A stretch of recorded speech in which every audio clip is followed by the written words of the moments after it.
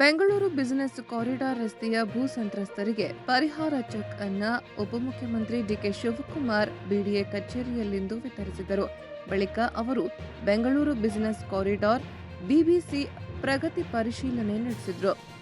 ಈ ವೇಳೆ ಲೋಕೋಪಯೋಗಿ ಸಚಿವ ಸತೀಶ್ ಜಾರಕಿಹೊಳಿ, ಬಿಡಿಎ ಅಧ್ಯಕ್ಷ ಶಾಸಕ ಎನ್ಎ ಹ್ಯಾರಿಸ್ ಮತ್ತಿತರರು ಉಪಸ್ಥಿತರಿದ್ದರು. ಬಳಿಕ ಸುದ್ದಿಗಾರರೊಂದಿಗೆ ಮಾತನಾಡಿದ ಡಿಕೆ ಶಿವಕುಮಾರ್, ಬಿಸಿನೆಸ್ ಕಾರಿಡಾರ್ ಯೋಜನೆಯನ್ನ 1.5 ವರ್ಷದೊಳಗೆ ಪೂರ್ಣಗೊಳಿಸಲು ಕ್ರಮ ಕೈಗೊಳ್ಳಲಾಗುತ್ತಿದೆ. ಈಗಾಗಲೇ ಯೋಜನೆಗೆ ಭೂಮಿ ಬಿಟ್ಟುಕೊಡಲು 650 ಜನ ಒಪ್ಪಿಗೆ ಸೂಚಿಸಿದ್ದಾರೆ.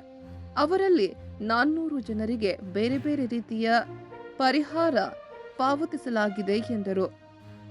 ಬೆಂಗಳೂರು ಸುರಂಗ ಮಾರ್ಗ ರಸ್ತೆಯನ್ನ ನಿರ್ಮಾಣ ನಿರ್ವಹಣೆ ಜೊತೆಗೆ ಹಸ್ತಾಂತರ ಬಿಒಟಿ ಮಾದರಿಯ ರೀತಿಯಲ್ಲಿ ನಿರ್ಮಿಸಲಾಗುತ್ತಿದೆ. ನಮ್ಮ ಮೆಟ್ರೋ ಪ್ರಯಾಣ ದರ ಪರಿಷ್ಕರಣೆ ಬಗ್ಗೆ ಅಧಿಕೃತವಾಗಿ ನಮಗೆ ಯಾವುದೇ ಮಾಹಿತಿ ಬಂದಿಲ್ಲ. ಬಿಎಂಆರ್ಸಿಎಲ್ ಅಧಿಕಾರಿಗಳೊಂದಿಗೆ ಈ ಬಗ್ಗೆ ಚರ್ಚೆ ನಡೆಸಲಾಗುವುದು ಎಂದು ತಿಳಿಸಿದರು.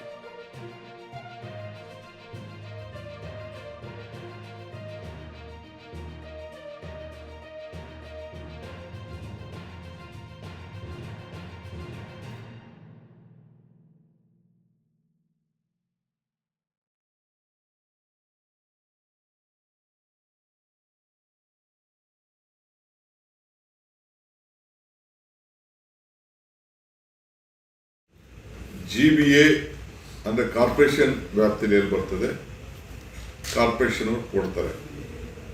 ಸೊ ಜಿಬಿಎನವರು ಬಿಡಿಎನವರು ಜಿಬಿಎಗೆ ಬರೀತಾರೆ, 10 ದಿನದಲ್ಲಿ ಕೊಡಬೇಕು ಅಂತ ಹೇಳಿದ್ದೀವಿ. ಅಲ್ಲಿ ಅವರೇ ಲೆಕ್ಕ ಹಾಕ್ಬಿಟ್ಟು ಏನು ವ್ಯಾಲ್ಯೂ ಇದೆ, ಇವತ್ತು ಗೈಡೆನ್ಸ್ ವ್ಯಾಲ್ಯೂ ಇದೆ, ಆ ಪ್ರಕಾರ ಡಬಲ್ ಲೆಕ್ಕಾಚಾರ ಹಾಕ್ಬಿಟ್ಟು ಆ ಗೈಡೆನ್ಸ್ ವ್ಯಾಲ್ಯೂ ಲೆಕ್ಕ ಹಾಕಿ ಅವ್ರು ಕಳಿಸ್ಕೊಡ್ತಾರೆ. ಆ ಪ್ರಕಾರ